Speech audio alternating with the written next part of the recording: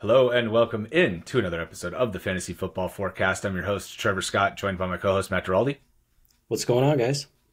And today we're going to be coming at you with a Thursday night football preview. You guys, it is here.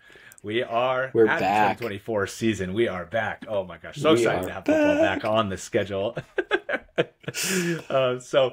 We're going to be previewing the Chiefs and the Ravens. This could not be a better game to kick off the season, a rematch of the AFC Championship game from last year. Yeah, and unfortunately for Baltimore, they lost the AFC Championship game 17-10. One of the guys that we'll talk about from a fantasy preview, Zay Flowers, had himself a very interesting game in that game. He had 5 catches for 115 yards and a touchdown, but unfortunately might have sealed their fate with that touchdown fumble right before crossing the goal line. Andrews was mostly quiet in that game. Kelce went off. Rice had a decent game. Looking at this game, Chiefs are -3, so they're just a little bit of a favorite with a 46.5 expected over-under. So a little bit more of a higher scoring over-under than I would have initially thought, just being kind of week one and, two solid defenses. But looking at the fantasy landscape, we know you're starting Mahomes, we know you're starting Lamar, we know you're starting Kelce and Andrews, but what I'm excited personally for the most is this is the first game with Derrick Henry. I know over the years there's been a lot of rumors about, man, how good would Derrick Henry be on the Baltimore Ravens, and we finally get to see it. And so I'm very excited about that. They have 3 new starters on their offensive line, so that'll be something to watch very closely this year. Sadly, their O-line coach passed away last month too, so I know they're going to be playing with heavy hearts in this game.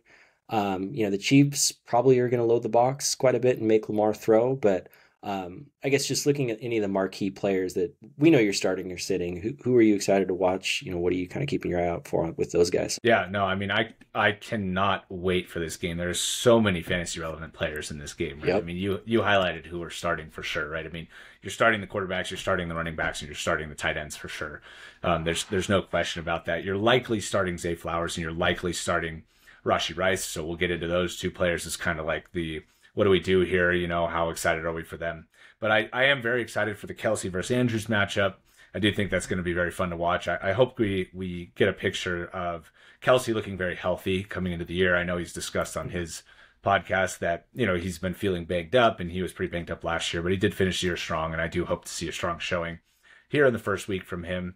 Mahomes and Lamar, they're both locked into the top 4. I definitely expect big games or big seasons from them. Now, if they have big games against each other here on the first game of the season, we'll see. I could see a couple 3-and-outs. I could see a 0-0 score after the first 4 or 5 drives, and we're like, come on.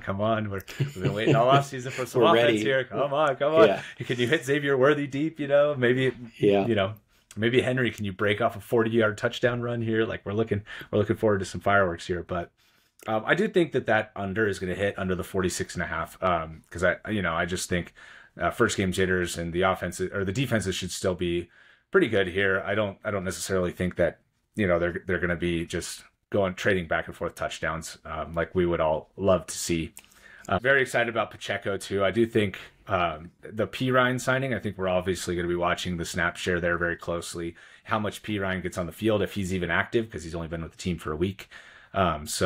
We'll continue to watch that backfield a little more closely than we're going to watch the Baltimore backfield just because it's going to be Henry, and Henry doesn't catch a lot of passes anyways. So, yeah, it's going to be all Henry between the 20s and at the goal line. And side note on Mahomes, if you guys didn't check out yesterday, we did a trade target episode, and we kind of talked about the idea of potentially trading for Patrick Mahomes if he does have, I don't want to say a bad game, but a not a very good fantasy game.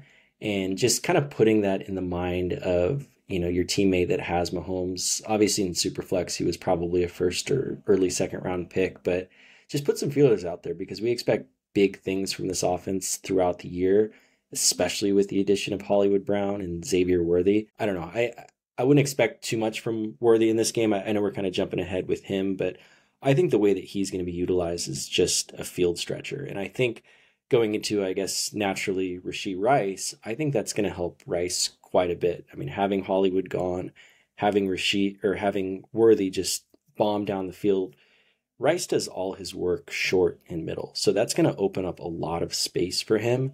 And in 2 wide receiver formats, it's a little bit trickier to start sit, but I think in 3 wide receiver, he's someone I would definitely be confident starting this week. I don't know how you feel about Rice this week.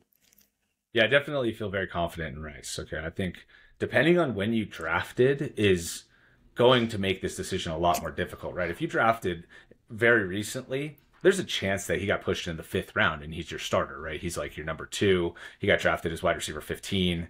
And I wouldn't hate on that pick at all. I think that that would be reasonable. And there's a chance you drafted 2 weeks ago and he went in the seventh round or the eighth round or in your super flex leagues, maybe even in the ninth round. I know in a 2 wide receiver, 1 flex, super flex league, I just got him a week and a half ago in the ninth round. And my receivers in that league are Tyreek Hill, Garrett Wilson, and Mike Evans. So I'm not entirely sure I'm even going to be starting him. It kind of makes me regret the Evans pick in the fifth round. I could have got a better quarterback there, tight end maybe. But, I ended up with Rice in round 9. And so I'm not going to end up starting him there, I don't think. So I think it is team dependent, but I do think that he has the potential to be a top 20 wide receiver. And at the very least, I think you're going to see him ranked inside the top 20 pretty much 25 pretty much everywhere. So that puts him firmly in flex consideration for all leagues. Yeah, no, that makes sense. And what do you think about, say, Flowers flipping to the other side? Yeah, and I think I think there's a chance that Kansas City, gets up in this game and they're going to need to throw. So, like you said in the playoff game, Flowers had an awesome game against Kansas City, and that was when he was going up against a much better secondary than the Chiefs currently have with Snead there. So, I do think that the big play should be open for Lamar if they stack the box to try and stop Henry early in the game. Maybe they hit one early, in the first quarter at some point, hit a 40-yard play. So I definitely think that you should be starting Zay Flowers this week. I was kind of down on Flowers overall for the season, but this week I think I would start him over Rashee Rice if you had both of them. And I do have very high hopes for him to be able to get loose deep a couple times in this game.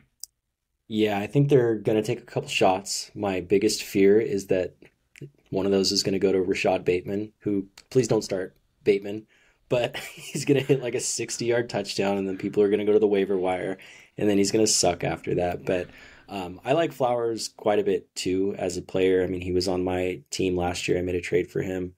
I do worry a little bit about Trent McDuffie being all over him. He's such a good, defensive back, but I think in this format, and I think, like we said multiple times with Casey probably stacking the box, I think Flowers is a really good play this week. I mean, it always is a little bit frustrating when you have a guy that you're excited about Thursday night and they don't go off and you feel like you're in a big hole and you're kind of anxious the next few days. But yeah, I think just let him loose, man. Let's let him play. Also, in this game, just as a note, this is something just you should always do and everybody should know, but just in case you don't, if you're going to start any of these players, if you make the decision to start them, make sure you start them in your running back spots or in your wide receiver spots. Do not leave them in your flex. That gives you a lot less flexibility when you come to Sunday if any unexpected injuries happen, or if you're debating starting and sitting somebody else, then that kind of locks you out of being able to start either a running back or a receiver.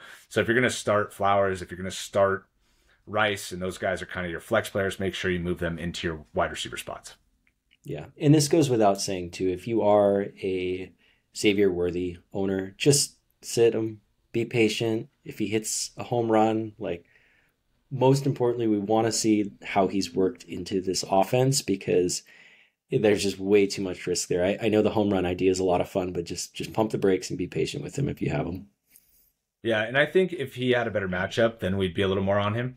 But the fact that he gets the Ravens in week 1, it's his first game, I would also agree with sitting Worthy this week. Try and hopefully get a different player into your flex spot if you can, or into your last wide receiver spot. I think they're going to try to bully him a little bit with press coverage and just kind of see how he reacts. I mean, he's 165 pounds, so I think the Ravens are going to play some hard-nosed defense on him. But yeah, definitely, it'll be fun to watch, his snap percentage and the routes he runs. Yeah, definitely. And I expect his snap percentage to be really high because Hollywood's not in this game, right? He's going to be the number 2, and he's going to be out there, I would guess, on at least 80% of the plays or more. So, hopefully that'll stick, right? But we'll see how that ends up working once Hollywood is back. All right. And with that, thank you so much for watching. I look forward to seeing you guys in the next one. Later.